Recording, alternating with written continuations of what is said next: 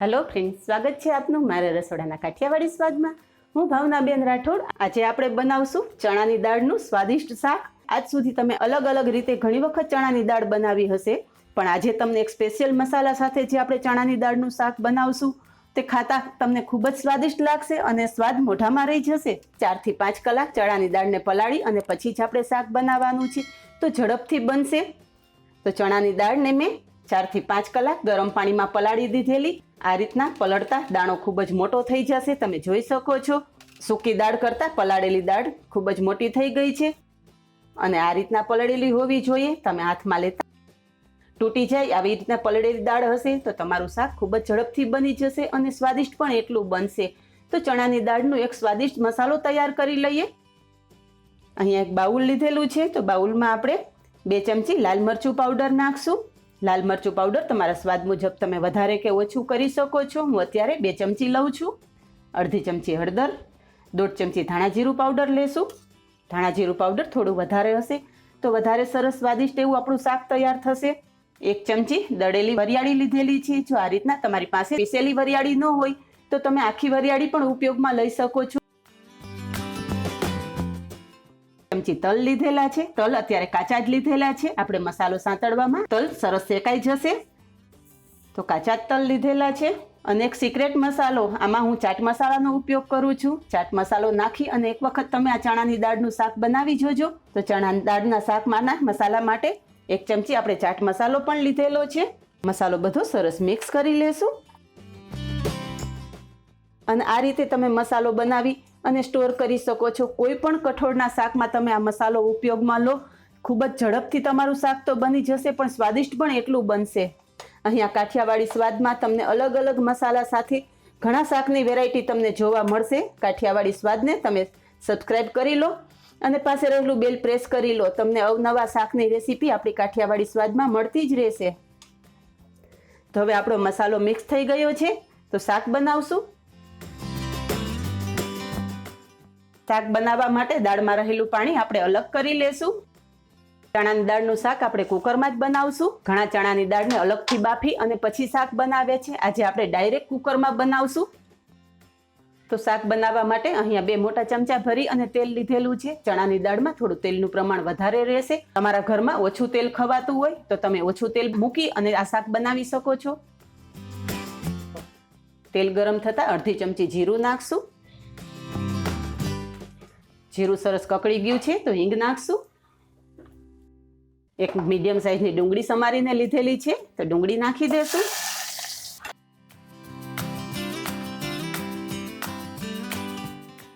અડધી ચમચી આદુ અને લસણની પેસ્ટ બનાવેલી છે તે નાખશું.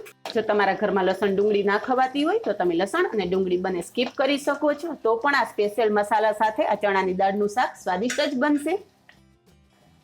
5 થી 6 મીઠા લીમડાના પાન લીધેલા છે, પણ મીઠા લીમડાના પાન આખા તેલમાં નહીં નાખતા, આપણે આને ટુકડા કરીને નાખશું. મીઠા લીમડાના પાન પણ સરસ કકડી ગયા છે.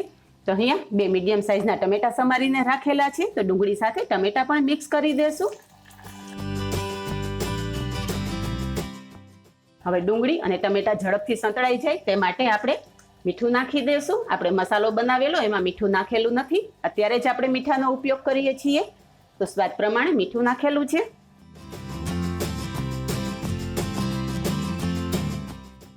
ગેસની ફ્લેમ મીડિયમ ટુ લો રાખી અને આપણે ડુંગળી અને ટમેટા સાંતળવાના છે.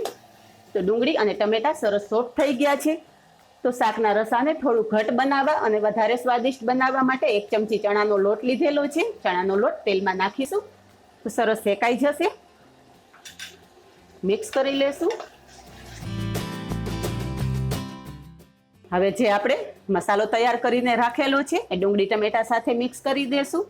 આ રીતે તમે તેલમાં ડુંગળી ટમેટા સાથે મિક્સ કરી અને જે મસાલો બનાવશો, શાકનો કલર પણ ખૂબ જ સરસ આવશે અને મસાલાનો સ્વાદ પણ ખૂબ જ સરસ આવશે. તો ગેસની ફ્લેમ મીડિયમ ટુ લો રાખી અને આપણે મસાલાને સાંતળવાનો છે. મસાલામાં જે આપણે કાચા તલ નાખેલા એ તલ આ મસાલા સાથે ખૂબ જ સરસ શેકાઈ જશે.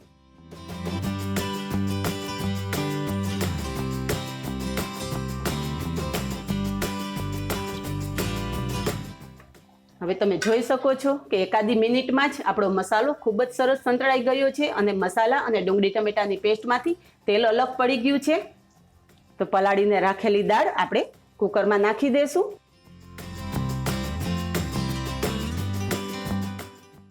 દાળને મસાલા સાથે સરસ મિક્સ કરી લેશું. હવે દાળમાં આપણે પાણી નાખવાની બિલકુલ ઉતાવળ નથી કરવાની. ચણાની દાળને મસાલા સાથે સરસ સંતળાઈ જાય પછી જ આપણે પાણી નાખશું.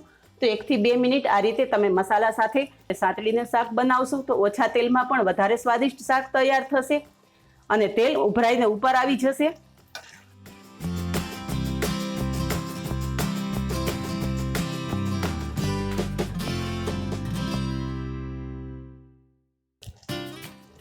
એક વખત આ રીતે તમે ચણાની દાળનું શાક બનાવજો અને મને કમેન્ટમાં જણાવજો કે તમે રેગ્યુલર જે ચણાની દાળનું શાક બનાવો છો એના કરતાં અલગ મસાલા સાથે જે આપણે ચણાની દાળનું શાક બનાવેલું છે તેના સ્વાદમાં કેટલો ફરક લાગ્યો એ મને કમેન્ટ કરી અને ચોક્કસ જણાવજો. મસાલો ચણાની દાળ સાથે સરસ શેકાઈ ગયો છે અને ખૂબ જ સરસ સુગંધ આવે છે. તો આપણે 1 કપ ચણાની દાળ પલાળેલી, તો 1 કપ પાણી આપણે ચણાની દાળના શાકમાં નાખશું.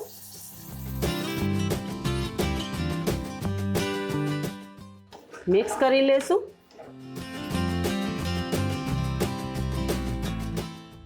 આ શાકમાં તમારે વધારે રસો જોતો હોય તો તમે વધારે પાણી નાખી શકો છો. અત્યારે હું રેગ્યુલર રોટલી શાક ખાવા માટે થઈ આ દાળ બનાવું છું.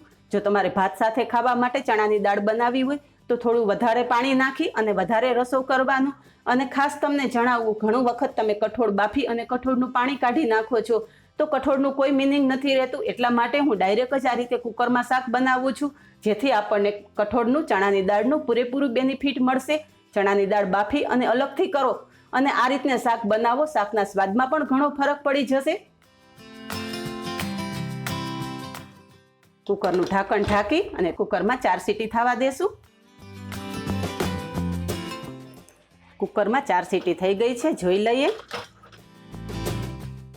ખૂબ જ સરસ કલર આવ્યો છે અને સુગંધ પણ એટલી સરસ આવે છે. તો શાકમાં ધોઈને રાખેલી કોથમરી નાખશું. અડધી ચમચી ગરમ મસાલો નાખશું. ગરમ મસાલો હંમેશા શાક થઈ ગયા પછી ઉપરથી નાખવાની તો ખૂબ જ સરસ સુગંધ આવશે અને સ્વાદ પણ ખૂબ જ સરસ આવશે. અને આમાં આપણે ચાટ મસાલાનો ઉપયોગ કરેલો છે જે ઓલરેડી ખટાશ હોય જ છે. તો ચાટ મસાલો તમે ન નાખેલો હોય તો અડધો લીંબુનો રસ તમે નાખી શકો છો. બધું મિક્સ કરી લઈએ. આપણી દાળ પણ ખૂબ જ સરસ બફાઈ ગઈ છે. તમને બતાવી દઉં, આ રીતના હાથમાં લેતા મેશ થઈ જાય એવી દાળ બફાઈ જાય છે. શાક સર્વ કરશું. આ શાક ખૂબ જ સ્વાદિષ્ટ બનેલું છે જે આપણે ઘરના રહેલા સિમ્પલ મસાલામાંથી એક સ્પેશિયલ મસાલો તૈયાર કરી અને આપણે ચણાની દાળનું શાક બનાવેલું છે. આ શાક તમે રોટલી, ભાખરી કે પરોઠા સાથે ખાવ, ખૂબ જ સરસ લાગશે. ઉપરથી થોડા કોથમરીના પાન નાખી અને ગાર્નિશ કરશું. તો ઘરમાં રહેલા સિમ્પલ મસાલામાંથી તૈયાર થયેલી ચણાની દાળનું શાક તૈયાર છે.